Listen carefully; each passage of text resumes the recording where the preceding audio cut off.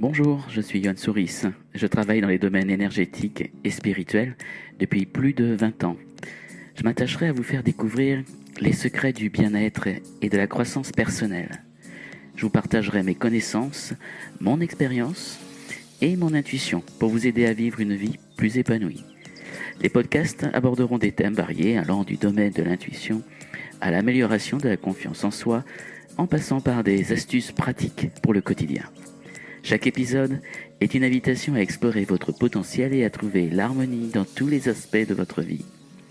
Alors rejoignez-moi pour un voyage inspirant vers le bien-être.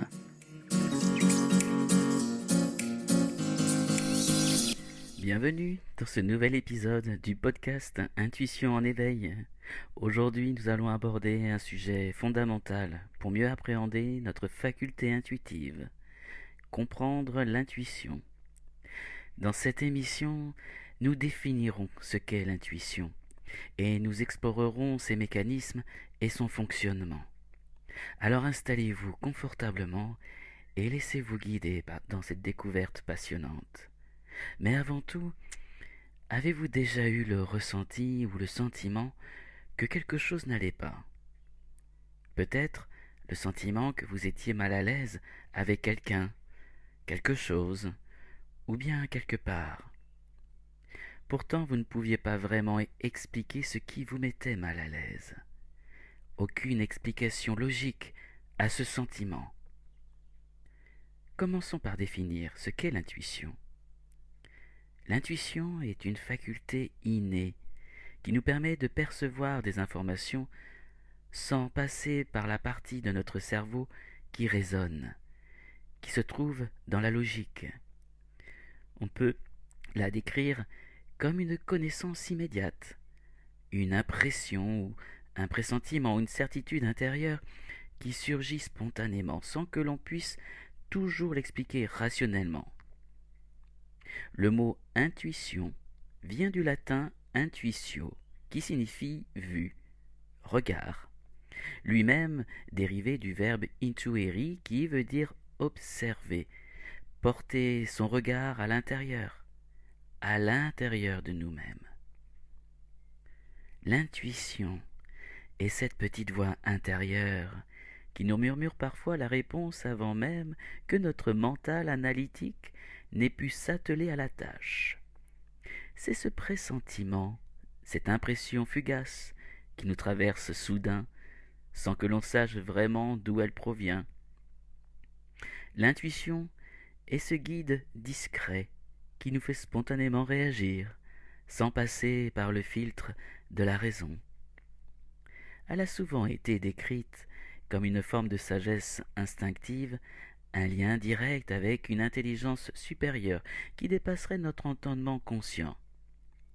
Les plus grands penseurs, artistes et scientifiques ont tous à un moment prêté l'oreille à leur intuition pour accomplir leurs plus grandes réalisations. Citons Albert Einstein. Le plus important pour un scientifique n'est pas ses diplômes, ni le nombre de ses années d'études, ni même son expérience, mais tout simplement son intuition.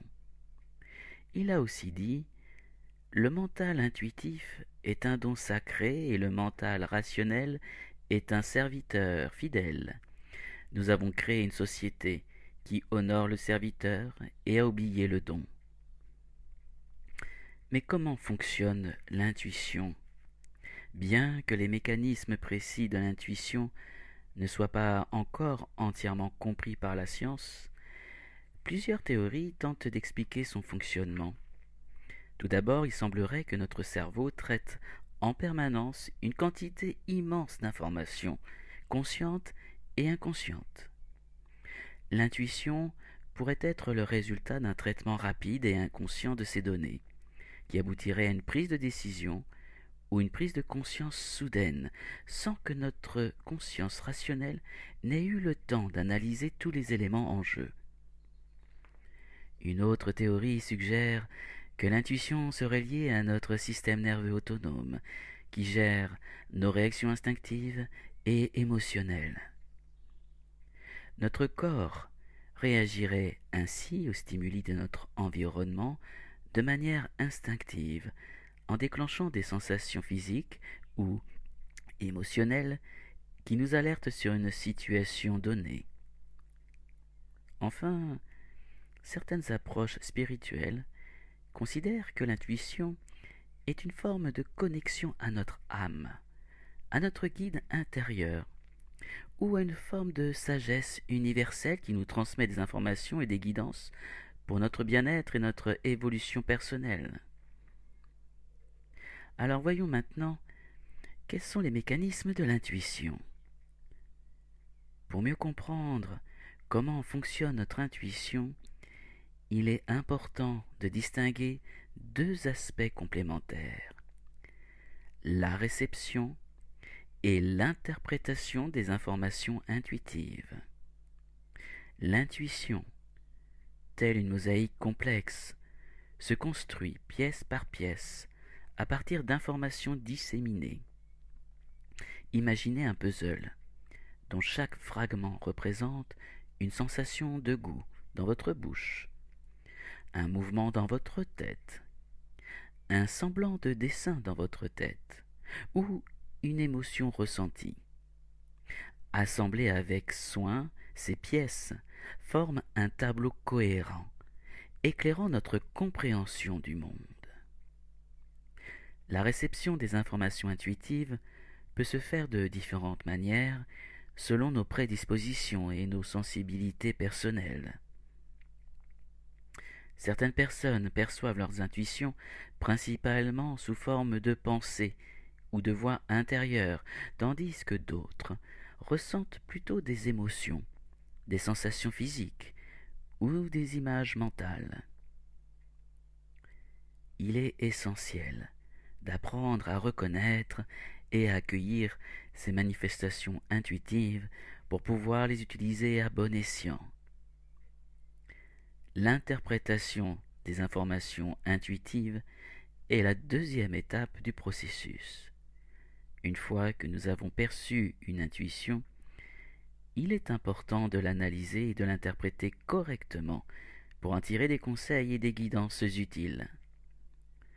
Cela demande parfois de faire preuve de discernement et de prendre du recul par rapport à nos concepts, émotions et nos croyances pour éviter de projeter nos peurs ou nos désirs sur nos intuitions, de se mettre en erreur.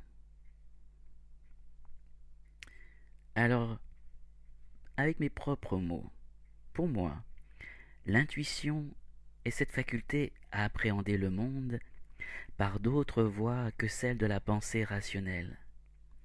L'intuition nous rappelle que nous ne sommes pas que des êtres de raison, mais aussi des créatures de chair, porteuses d'une âme sensible, intimement liée au grand mystère de la vie.